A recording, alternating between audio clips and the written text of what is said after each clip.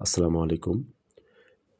যারা ইংরেজিতে দক্ষতা অর্জন করতে চাচ্ছেন, অর্থাৎ ইংরেজি ভাষা শিখতে চাচ্ছেন, তারা আমাদের এই ক্লাসটা করতে পারেন। আমরা এই ক্লাসে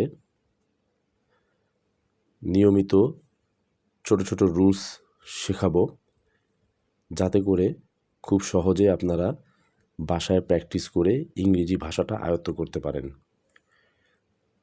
তবে অবশ্যই আপনাকে ইংরেজি বলার জন্য সবচেয়ে গুরুত্বপূর্ণ যে বিষয়টা মনে রাখতে হবে, সেটা হচ্ছে প্র্যাকটিস করতে হবে আপনাকে। এবং আপনি যখনই কোনো কিছু চিন্তা করবেন, সেটা অবশ্যই ইংরেজিতে চিন্তা করবেন। ইংরেজিতে চিন্তা করলে আপনি খুব সহজেই আপনি ইংরেজি ভাষাতে অভ্যস্ত হয়ে যাবেন। কিন্তু যদি আপনি বাংলা চিন্তা করে সেটাকে আবার ইংরেজিতে ট্রান্সলেট করেন, তাহলে সেটা শেখাটা অনেক সময় সাপেক্ষ হবে এবং এটা খুবই কষ্টকর একটা ভাষা শেখার জন্য।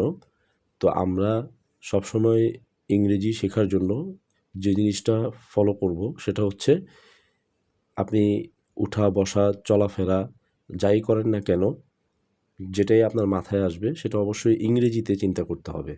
এবং হোক সেটা আটকে যাচ্ছেন বা সঠিক হচ্ছে না, কিন্তু আপনি যখন চিন্তা করতে থাকবেন এবং মনে, মনে প্র্যাকটিস করতে থাকবেন, তাহলে আশা করি মহান আল্লাহ তাআলা আপনাকে অবশ্যই এটাতে পথ দেখাবেন এবং আপনি সফল হতে পারবেন। তো আজকে আমরা রুলস 1 শিখব।